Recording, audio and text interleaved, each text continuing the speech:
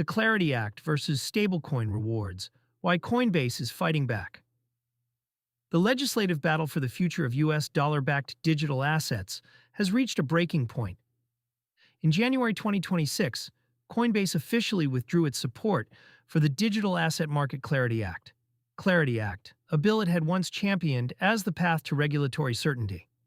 The reason for the sudden U-turn? A proposed amendment that Coinbase CEO Brian Armstrong warns would kill rewards on stablecoins, allowing traditional banks to legislatively ban their primary digital competition. 4% stablecoin rewards could become illegal. For the average crypto card holder, stablecoins like USDC are the oil that keeps the engine running. They provide a low volatility way to store value and earn yield or cashback while waiting to spend. If the Clarity Act passes in its current form, the 1% to 4% rewards many users expect on their stablecoin balances could become illegal overnight in the United States. Stablecoins are also a pillar of the crypto economy's profitability. In Q3 2025, stablecoin-related revenue accounted for 56% of Coinbase's net income. A ban on rewards isn't just a regulatory detail, it's an existential threat to the current business model of US-based crypto cards.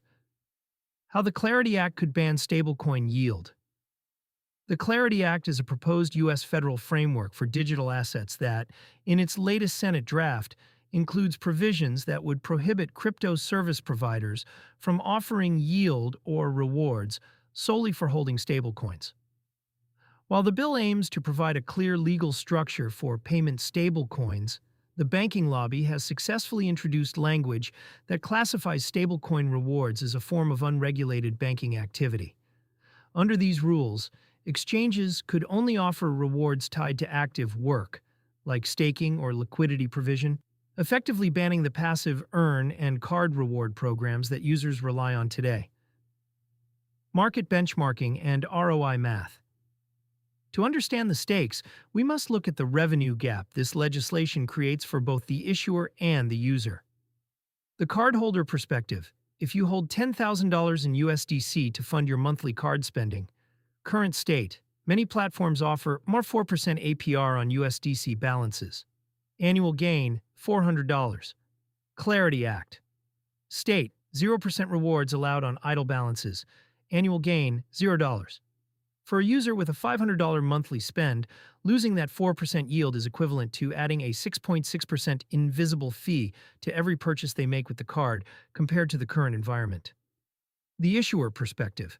Coinbase earned $243 million from stablecoins in a single quarter last year. If they are forced to stop sharing this revenue with users via rewards, they lose their primary incentive for users to keep liquidity on their platform, potentially triggering a massive flight of capital to offshore or non-custodial alternatives. Common mistakes or myths. Myth: this only affects interest accounts, not card cashback. The current draft is broad. If the cashback is funded by the yield generated from the underlying stablecoin reserves, which most are, it falls under the same regulatory umbrella. Mistake: assuming this is about security. Brian Armstrong argues this is a protectionist move by the banking lobby.